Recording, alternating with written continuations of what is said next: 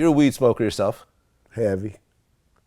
Canada just became the second country in the world Clap, to legalize clap, whistle, marijuana. whistle. Yeah, shout out to Canada. You know what the first one is?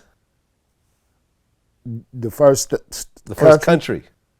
The first country. Not India, that's for damn sure. Let me think. Mexico? Nah, the cartels don't want that to be legal. No. They making too much money off that. Yeah. No, I don't. Uruguay.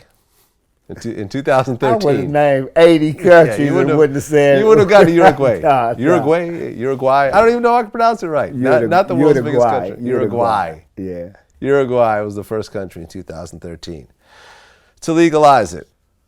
Do you think they're going to legalize it in the U.S.? I think they're working out the kinks right now. You know, I'm really hoping they do. They coming with all these new compliance laws starting July 1st. And, you know, it's going to change the way the dispensaries sell. You know, you got to have everything prepackaged now. Right. And, you know, all these things that you won't go in there and just get to open the jar and smell and pull the bud out and see what it is. You kind of like pretty much have to know what you're purchasing or know the companies. You know, or just purchase a small amount, I guess. Yeah, you can't really smell the cigarettes before you buy a pack. No, but you know chances are you know what you're smoking. You know how Cools taste. You know how Newports right, because taste. you have established brands. And in the marijuana industry, you kind of don't. You don't. Honestly, you don't. You don't. I mean, came with my own strain, Trade EOG. It's right. Out, it's out now and it's bomb. There you go. Powered by Power. You know, we had Kurupt, who had his MoonRocks, which I thought was kind of They doing pretty. I got SunRocks. There you go. I had SunRocks. I gave you the sweater. Right. Exactly. Yeah. Exactly. I did that with his blessing, of course. You know what I'm saying? I didn't try to infringe on what he had going on. You know, and it's a total opposite of what he had. He does the sativa and the hash oil and the keef, and I do the wax from the same plant and the keef for the SunRocks. Hey, man, listen, once you throw out an idea, people are going to make their own spin on it. Right. It just is what it is. It is. You know, you just try to establish your shit as much as you can. As someone who was around people selling a lot of illegal weed, you know what I'm saying? When it was illegal, when it was fully illegal, and people had bricks of it and stuff like that, Right. What happened to all those people now? Now that it's just legal, like there's no point in buying weed illegally anymore. It is though, because the black market they taxing it like 27%. You know. So it's cheaper when you buy it illegally? Yes, it is. It is.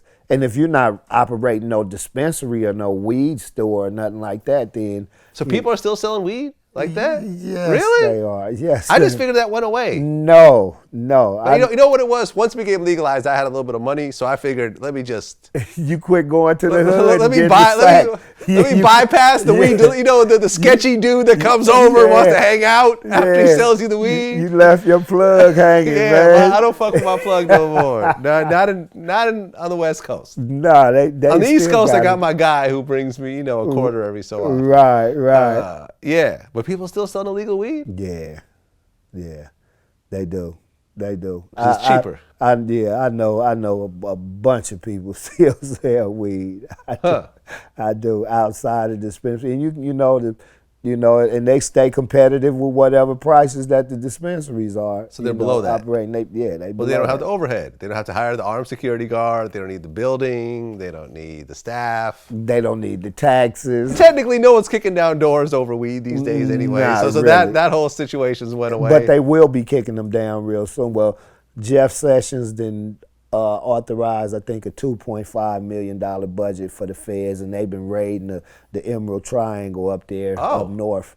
They done took down like one grow that had like 10,600 plants, something like that. And then they're alleged to have, been behind that big fire that went on up there that burned a lot of those people out. Oh, really? Yeah. So they're kicking down doors. Well, why grow illegally when you can grow legally? Well, it's just so much bureaucratic red tape. You know what I'm saying? You got to have licenses, permits,